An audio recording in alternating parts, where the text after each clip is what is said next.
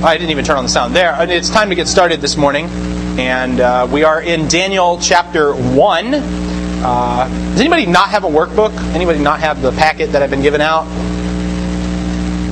No hands. So I'm assuming that you all have workbooks. All right. Before we begin, we will have a word of prayer together.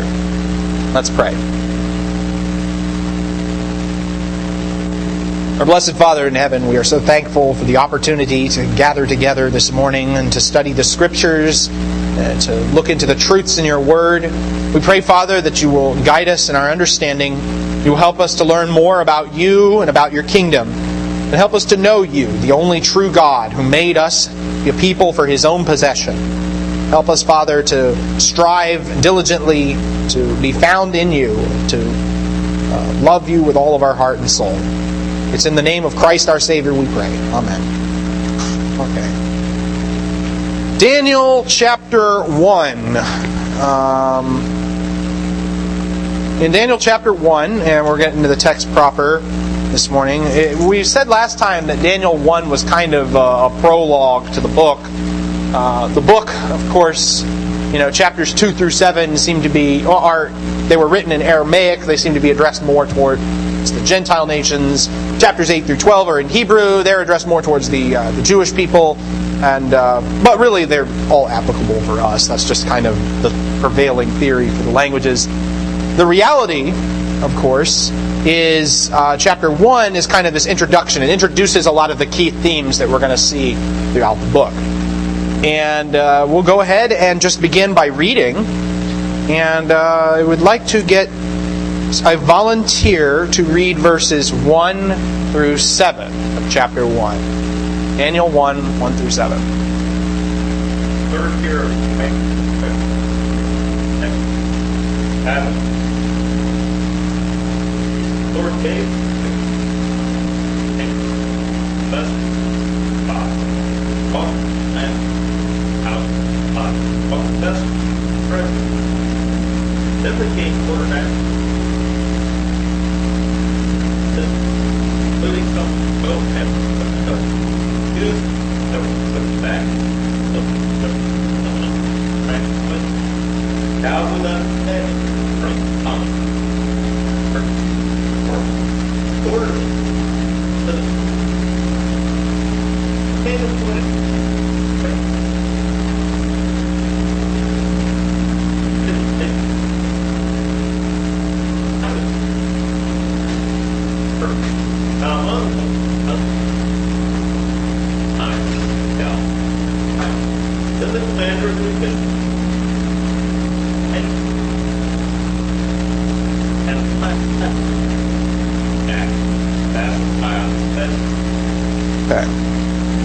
Now, I guess we'll start with some of the questions that are in the handout here.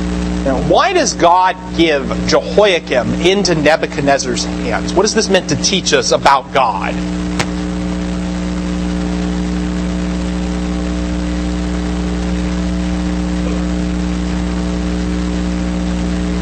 Okay, all right. Yeah, we know a little bit about Jehoiakim from the book in the book of 2 Kings and 2 Chronicles. And Jehoiakim was what kind of king? Was he the smiley-faced king or the frowny-faced king?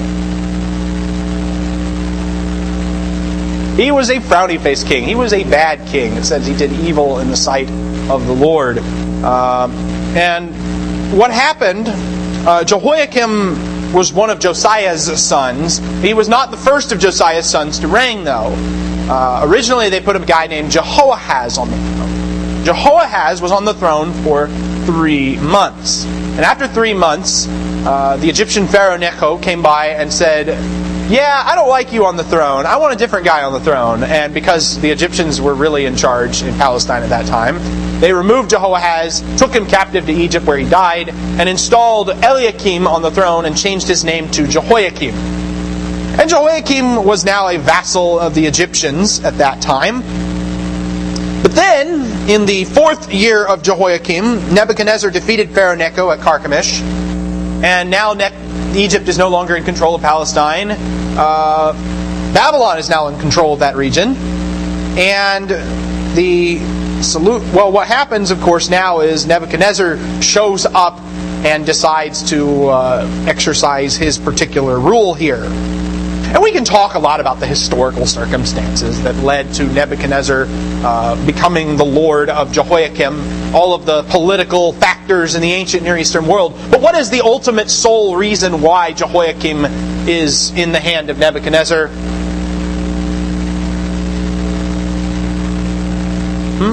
Well, he eventually rebels, but not yet. He gets there later. He eventually rebels later on in his reign because he decides, he doesn't want to be under Nebuchadnezzar anymore, and that leads to some problems.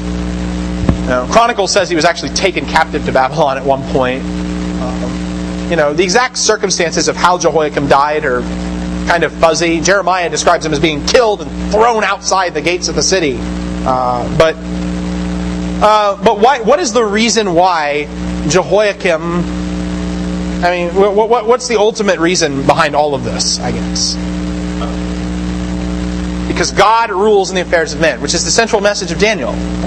God rules. This is about the kingdom of God, the kingship of God. There's a recurring phrase throughout this text that you should watch out for in Daniel 1. It's the phrase, God gave. In verse 2, the Lord gave Jehoiakim, king of Judah, into his hand. In verse 9, God gave Daniel favor and compassion, and that made Daniel successful at negotiating with the Babylonian officials. And in verse 17, God gave Daniel and his friends knowledge and intelligence. Daniel's proposed dietary restrictions actually work, and he becomes greater than everyone else in the royal court. But the reason for the events in chapter 1, a lot of people, they preach chapter 1 and they say, look at Daniel's character, or look at this, or look at that. And, those aren't bad points to make. They're there. But the real gospel of Daniel 1 is God gave. And that's the central idea. God is the primary mover and shaker of events in this chapter, as he is actually in every chapter of the Bible. Okay. But then Nebuchadnezzar doesn't just get Jehoiakim, the wicked king, he gets something else too. See it?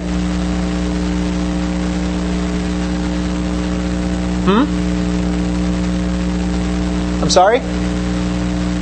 The vessels from the temple. Why does Nebuchadnezzar take the temple vessels? Because they're pretty. There you go, right? Is that It's gold. Okay, why wouldn't you take it, right?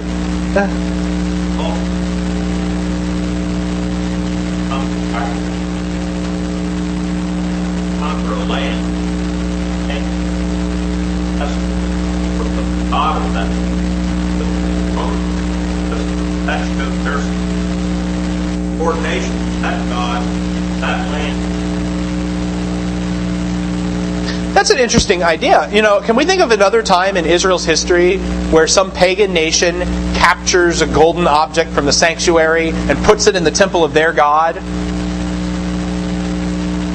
Okay, yeah, 1 Samuel 4 and 5, the Philistines captured the Ark of the Covenant. They put it in the temple of Dagon. How well did that work out for them? Pretty badly. They come in and they find Dagon decapitated the next day, and the plague striking the city. The Ark of God in their presence turned out to be their undoing. Well, in Daniel, you got kind of a similar thing going on. They capture the vessels. But, here's the other dilemma that we as readers are going to be confronted with here is, they take these vessels out of the temple of God. Well, why does God let them do this? Was God powerless to stop him from stealing his temple vessels? No. Well, what happened here? He allowed them. Why?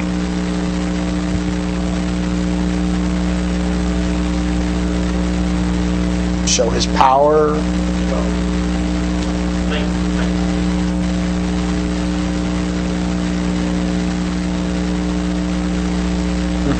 Power of that. Bring the ark will give us victory. Start with first. I'm the one. Ark first. Turn your heart.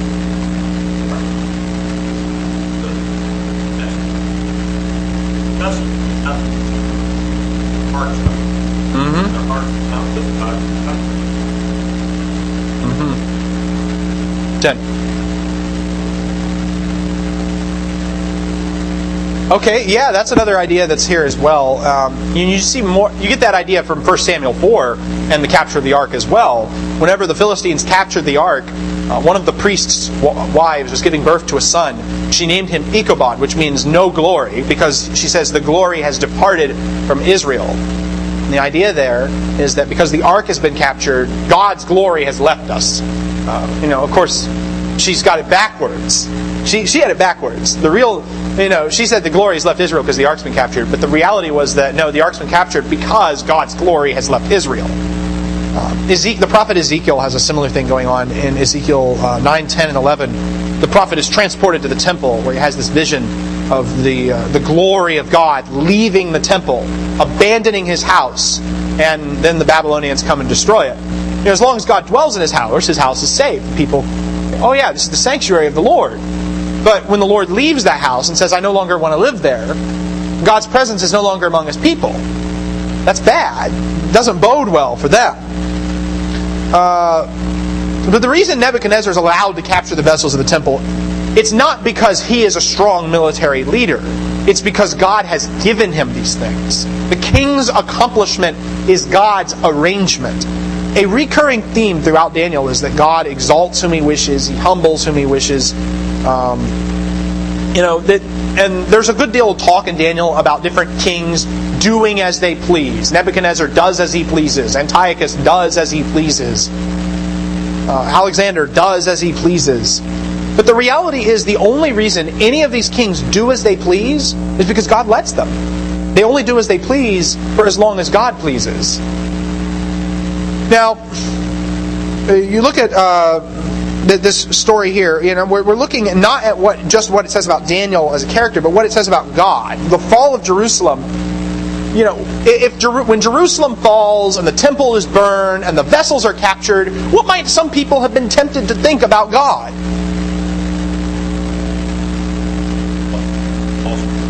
He's lost control. He's become, he couldn't save us. People might tempt the nations to blaspheme and say that, Jerusalem's God is weak. He's unable to withstand the mighty Babylonian king. But Daniel comes out with a different message and says, no, God's behind all of this. The fact that God acts in the land of Babylon shows that he is not a local God, limited in power to the land of Israel. The defeat of Israel is not a defeat for God. It is a consequence of their sins. And when we get to Daniel, it's not said here explicitly, all these things happened because Israel sinned. But when you get to chapter 9, and it's close to the end of the captivity, Daniel's prayer in Daniel chapter 9, Daniel prays to the Lord and he addresses the sins of the people as the explicit reason for the captivity. So that's what's going on there. Now, one other thing, and this was a question 3. This is perhaps a little more obscure, but we'll see if anybody found it. What is the significance of the name Shinar in verse 2? We see that name anywhere else in the Bible.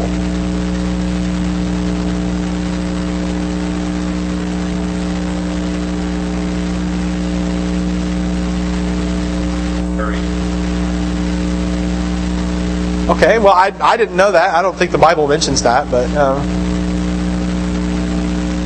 there's the first instance of the name Shinar in the Bible is in Genesis chapter 10 in verse 10. It talks about Nimrod, the mighty warrior who became a mighty one on the earth. And we don't know much about Nimrod other than he founded all these pagan kingdoms. In Genesis chapter 10 in verse 10, at the beginning of his kingdom was Babylon and Erech and Akkad and Calneh in the land of Shinar. From there he went forth into Assyria and built Nineveh and Rehoboth-ir and Calah. Nimrod was the great city builder in Shinar. But all of his kingdoms are said to be in the land of Shinar. But perhaps a little more familiar to... Jen, do you have something? No, go ahead.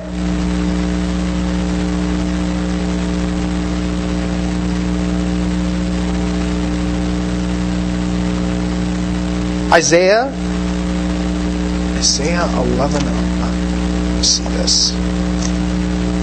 I did not write that one down, actually. Oh, yes, it does mention that. It will happen on that day that the Lord will recover again the second time with His hand the remnant of His people who will remain from Assyria, Egypt, Pathros, Cush, Elam, Shinar, and Hamath from the islands of the sea. Okay, so it's listed as one of the places of exile. All right. But I was thinking more in Genesis. Well, I mean, this is good. I didn't think of that verse, actually. But if you're thinking of Genesis, in Genesis chapter 11, the famous Tower of Babylon, or as many people call it, the Tower of Babel. It's the whole earth used the same language, the same words. Came about as they journeyed east. They found a plain in the land of Shinar, settled there. They said to one another, "Come, let us make bricks and burn them thoroughly." And they used brick for stone, and they used tar for mortar. They said, "Come, let us build for ourselves a city and a tower whose top will reach into heaven, and let us make for ourselves a name. Otherwise we will be scattered abroad over the face of the whole earth." The Lord came down to see the city and the tower which the sons of men had built. And the Lord said, "Behold, they are one people, and they all have the same language, and this is what they began to do. Now nothing which they purpose to do will be impossible for them. Come, let us go down and there confuse their language, so that they will not understand one another's speech." So the Lord scattered them abroad from there over the face of the whole earth, and they stopped building the city. Therefore its name was called Babel, or Babylon, because there the Lord confused the language of the whole earth, and from there the Lord scattered them abroad over the face of the earth. You probably heard. I've mentioned before my pet peeve about translators. The same Hebrew word that's translated Babylon, every single place it occurs in the Bible, is for some reason translated Babel here, which completely obscures the connection. I don't know why translators made that decision. It's like our languages have been confounded or something. Well, I guess that's the point of the story. But they do that a lot, actually, in these early chapters in Genesis. In Genesis 10, that list of nations that nobody ever reads, it mentions Ashur, Mizraim, Javan. But those same words are translated everywhere else: Assyria, Egypt, Greece. And the fact that they're transliterated rather than translated in Genesis 10 obscures the point that is being made for us in terms of the table of the nations. So anyhow, that's a little factoid. But Shinar it's the starting point. It was the starting point for Babylon. It was the starting point it was kind of the ancient name for that region, the place of wickedness and rebellion against God. And here now, the sanctuary of the Lord has been captured and taken to Babylon, where the tower was. Yes, Jen? Why the language? There you go. Maybe that's the real reason for it. I have no idea. Language is a funny thing, and I don't have all the answers on that. Just more questions. Yes? Yes.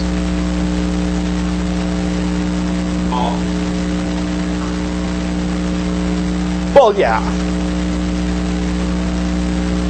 Yeah.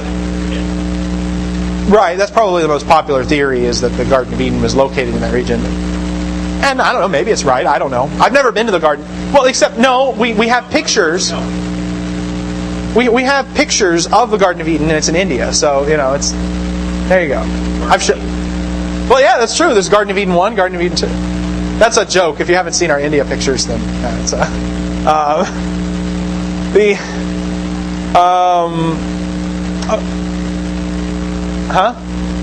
Ezekiel 28 hints at that. The idea that garden... But yeah, the whole idea of the Tower of Babel is that mankind, he's obviously not satisfied with life. He wants to get back to God, and he chooses to go about it the wrong way. It's the same thing you see in Genesis 3. Man wants to become like God, but he chooses the wrong path for doing so, and winds up becoming less like God as a result. Eve wanted to see wanted the fruit because she thought it would make her like God. Man wanted to build a tower to heaven to make a name for himself and get up where God is. But the true solution is in Genesis 12, when the Lord tells Abram, "I will make your name great." The way to make your name great is not through human methods, but through God's methods and God's promises. Now you get to Daniel, of course, the temple vessels are captured. They're brought to Babylon, this place of human greatness, human accomplishment. And the king orders his chief of the eunuchs to train Daniel and his friends in all of these human accomplishments, to get youths in whom there is no defect. And we get down to this situation. Daniel and his friends are brought to Babylon. They're the first wave of captives, actually. They don't get to see the city itself fall. The recruits in verse 4 are said to be youths in whom there is no defect. They're good looking. They're showing intelligence. There's an emphasis here on wisdom and on knowing knowledge and on understanding learning. And the goal is to create intelligent prisoners who are sympathetic to Babylonian learning. They will be educated in the literature and the learning of the Chaldeans. Now, and part of their training will be their new diets. They will get a plentiful ration of the king's choice food, choice wine. It was considered a great honor to get the king's food. And they will be educated. The word there for educated in verse 5 is literally to made great. There's which is kind of a favorite term of Daniel. It recurs. A lot of the rulers in Daniel like to exalt themselves. They like to make themselves great. And but Daniel kind of challenges the notion of greatness a little bit. Mankind says that, the way to be great is to conquer everything and to learn everything and to, just triumph over everything. Nebuchadnezzar's idea of greatness is capturing the temple vessels. So now we're the greatest. It's like playing King of the Hill or something. But God's idea about greatness is very different, and we're going to see that. This book is going to challenge that notion of making oneself great, of educating oneself, of exalting oneself. And before we move on to verses 8 and following, let's talk about the name changes.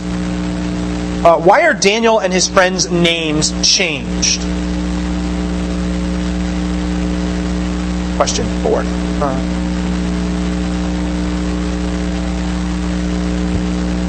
They just think, hey, these names sound right. Is that what they were doing? Why change the names?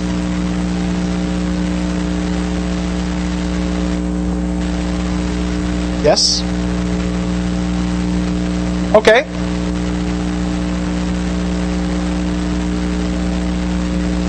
Okay.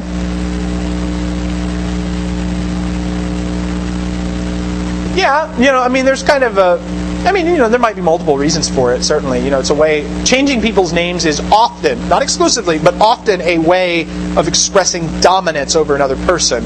Like God's always changing the names of people He makes covenants with. Abram becomes Abraham, Jacob becomes Israel, and so on. Yeah. That's true. Eliakim was his original name, but then Pharaoh Necho changed his name to Jehoiakim. Nebuchadnezzar did the same practice. He put Mattaniah on the throne and changed his name to Zedekiah, which both Jehoiakim and Zedekiah are Hebrew names. Yahweh exalts and Yahweh is righteous. But the name change just kind of says, you're not the boss of you, I'm the boss of you. Kind of what's going on there. So there may be some of that taking place. There's another factor too, and this is the way that names honor God. The names Daniel, Hananiah, Mishael, and Azariah, respectively. Daniel means God is my judge. Hananiah means Yahweh is gracious. Mishael means who is like God, and Azariah means Yahweh helps. But the new names of our heroes are not names of the Hebrew God, Yahweh, but names of the Babylonian gods. Although there's been a lot of scholarly back and forth about how the writer distorts the names a little bit to kind of make fun of the Babylonian gods. I don't know what to do with that. But Belteshazzar means Bel protects his life. Shadrach means probably something along the lines of command of Aku. Meshach means who is like Aku. And Abednego means servant of Nebo. So those are names of Babylonian gods. And the name changes are a way of kind of asserting Babylonian dominance and saying, like you said, you're Babylonian now. You're Chaldean now. You have to participate in all of this. All right. Now, there's all this discussion. You hear preachers all the time say things like, well, you should use their Hebrew names, not their Babylonian names. Okay, well, the narrator of the Bible uses Hananiah, Mishael, and Azariah 4 times, and uses Shadrach, Meshach, and Abednego 13 times. So you got that. But then you flip around the other way. He uses Belshazzar 10 times. Well, Belteshazzar 10 times, and Daniel 64 times. So he used them both. And I think some of it just depends on the context in which he is using it. But more pertinent than that is the way what did Daniel and his friends say about this? Daniel and his friends. How did they react to their change of circumstances? Jen. You see them argue about food. You think about it. The way they pick their battle is interesting. They don't protest being made to study polytheistic Chaldean lore. They don't protest having their names changed to honor pagan gods. But the king says, you have to eat my choice meat and my choice wine. Now, we're not going to do that. It's kind of interesting. That's where they chose to pick their battle. I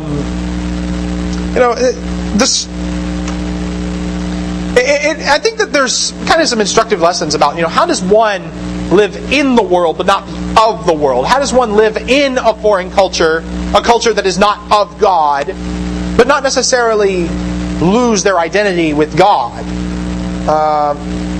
Well, let's move on to how Daniel reacts here. Somebody read verses 8 through 13.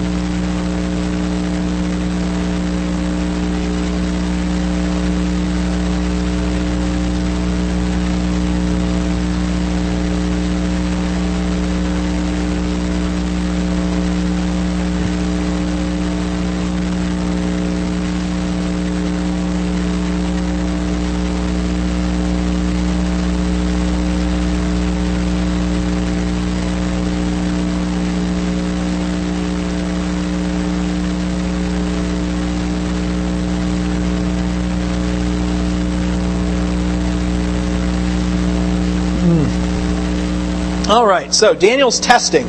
Daniel determines he's not going to defile himself with the king's food. There's kind of an interesting wordplay here, actually. Verse 7, the commander of the officials set new names for Daniel and his friends. He assigned them new names. He set them new names. Verse 8, Daniel set in his heart. He purposed in his heart. It's the same word. The officials sets new names for Daniel and his friends, but Daniel sets his heart to not defile himself. There's, I guess maybe a good way to preserve the wordplay. The commander of the officials determined new names for them, but Daniel determined that he would not defile himself. Why would the king's food have defiled Daniel? This is an interesting question. See if what we think of this.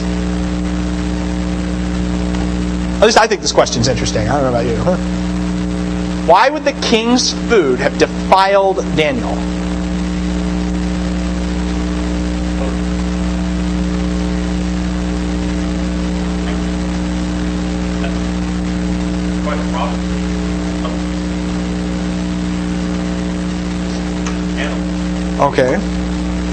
Okay.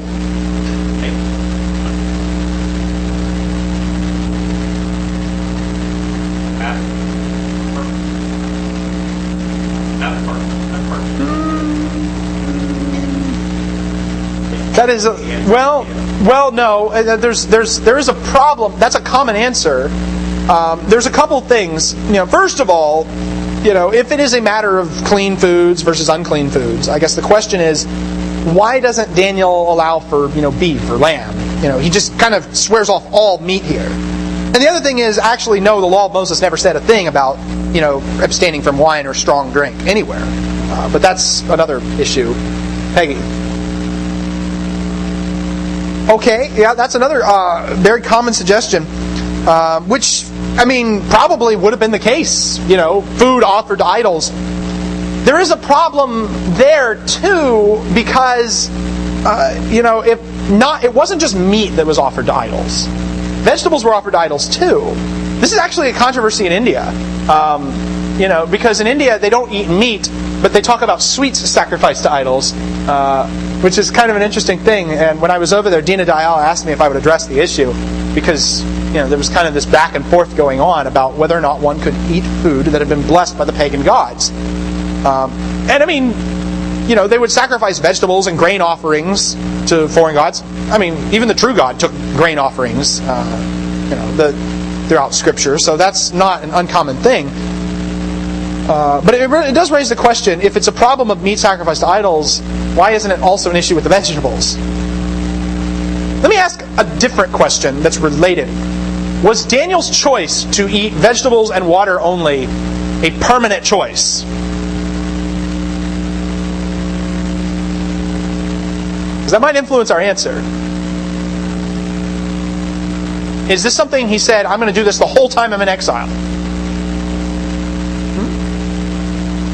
He made up his mind. Let's turn a little bit ahead to Daniel chapter 10. Daniel chapter 10, verses 2 and 3. Somebody read that.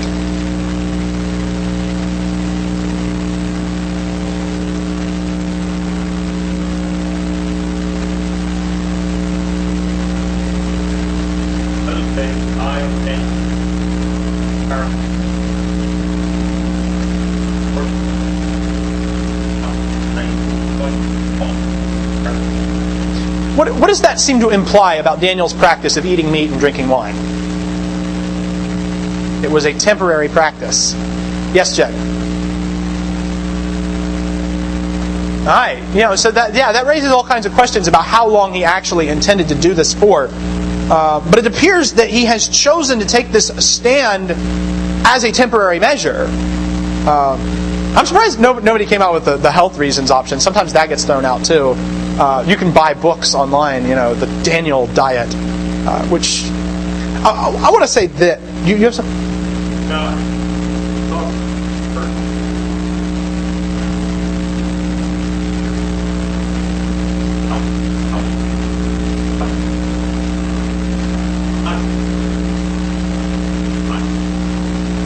Yes, and I think that that's closer I think that's closer to what we're looking at here in terms of what this chapter is about.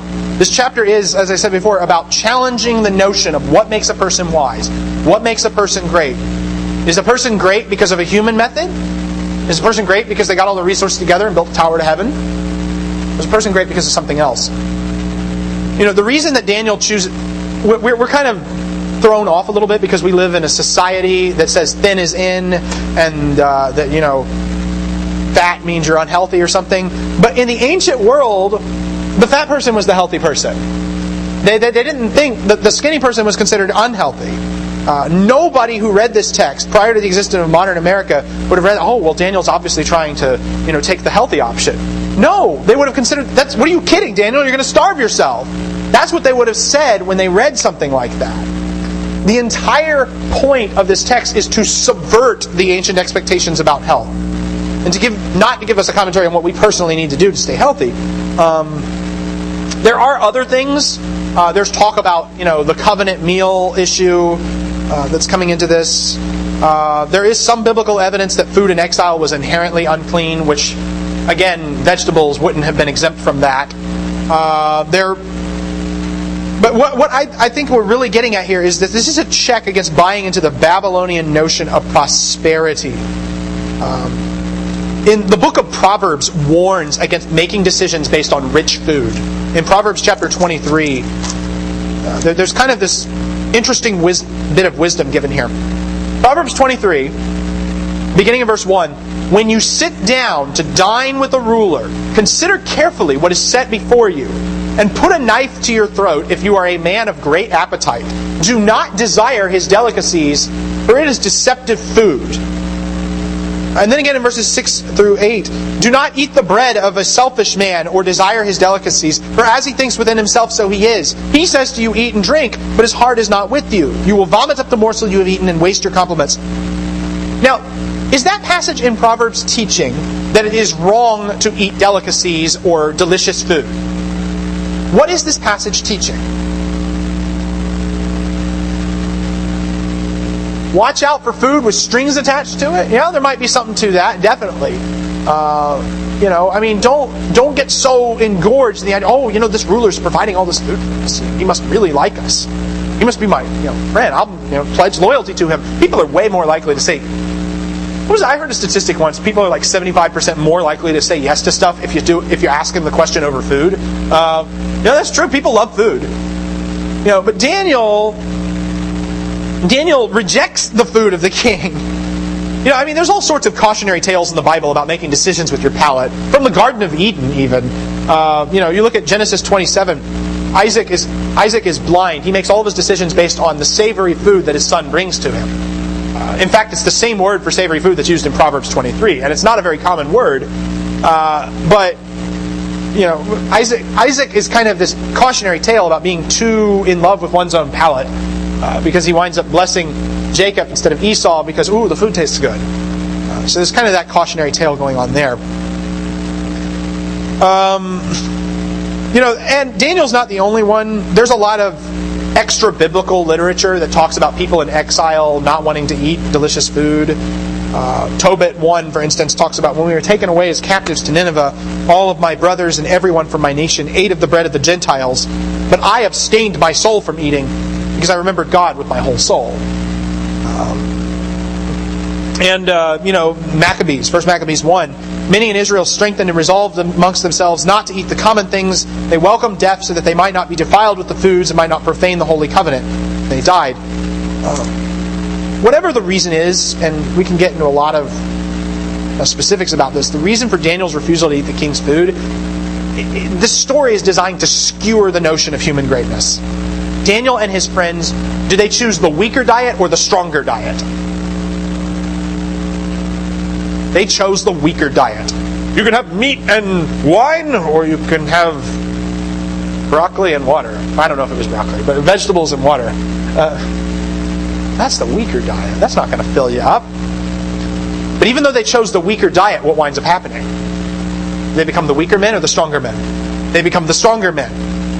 Why? Because God uses the weak things of the world to shame the things that are strong.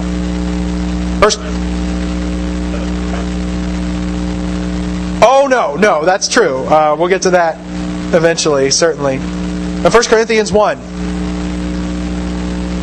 In 1 Corinthians chapter 1, the Apostle Paul writes, since in the wisdom of God, verse 21, since in the wisdom of God, the world through its wisdom did not come to know God, God was well pleased through the foolishness of the message preached to save those who believe. For indeed Jews ask for signs and Greeks search for wisdom, but we preach Christ crucified, to Jews a stumbling block, to Gentiles foolishness, but to those who are the called, both Jews and Greeks, Christ, the power of God and the wisdom of God. Because the foolishness of God is wiser than men, the weakness of God is stronger than men.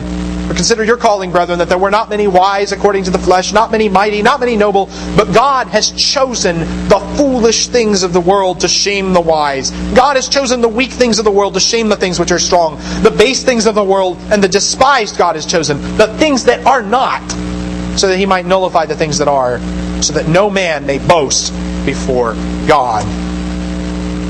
And of course, what greater example is there of that than, Jesus Christ? Ultimately, Jesus, who comes to establish the kingdom of God and chooses what is a really foolish method. Who starts their kingdom by getting killed for it? No one does that. Most emperors don't want to get killed because that stops them from conquering everything. But Jesus chose death as the way of establishing His kingdom. And He chose a method that the world would have looked at as foolish, but turned out to be the great wisdom of God. The same thing with the book of Daniel. Daniel is about how God rules in the kingdoms of men, But it starts off with this idea that God's ways are not like human ways. God's methods are not like human methods. God does something that would be seen as weak and foolish to shame those who are wise. Alright, so Daniel appeals. God gives Daniel favor in the eyes of the commander. He gives him the ability to pull this off. The commander does not yield. So the commander eventually yields to Daniel. First, the commander in verse 9 does not yield. Daniel goes to an overseer who has charge over their specific group, verses 11 through 13. And Daniel proposes a test. Let's try it for 10 days. What's the point of a 10-day test?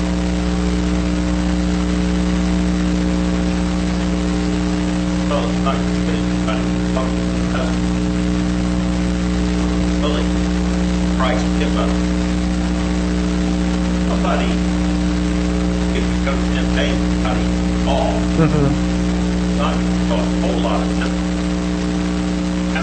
You'll feel a whole lot of difference. Feel it, but I think that but this they passed they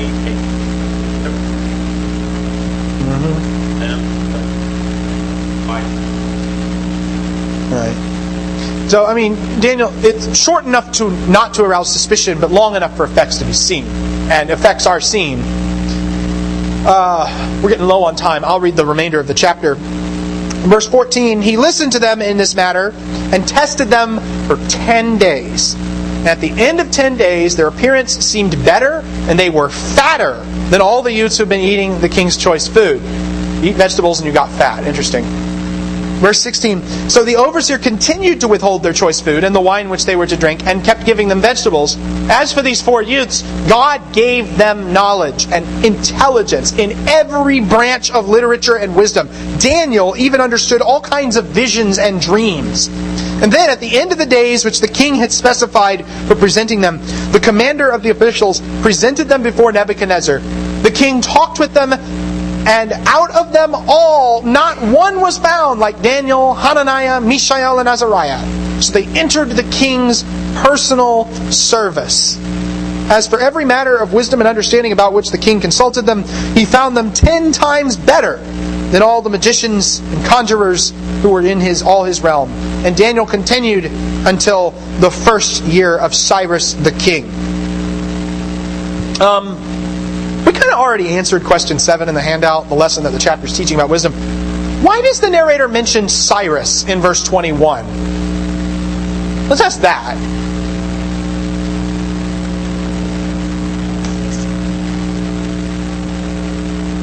Why bring up Cyrus? Anybody know who was Cyrus? He was the king of Persia. And what did he do? He conquered Babylon. He was the one that made the decree the Jewish people, the exiles, could go back to their homeland.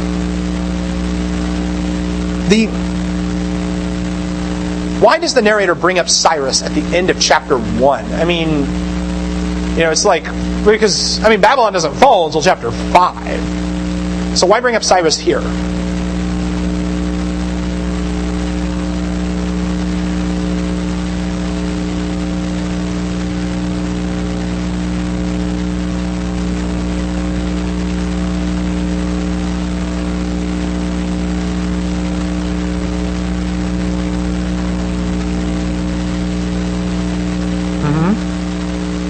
Daniel was still living.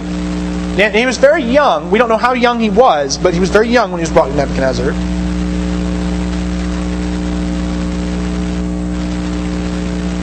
Yeah.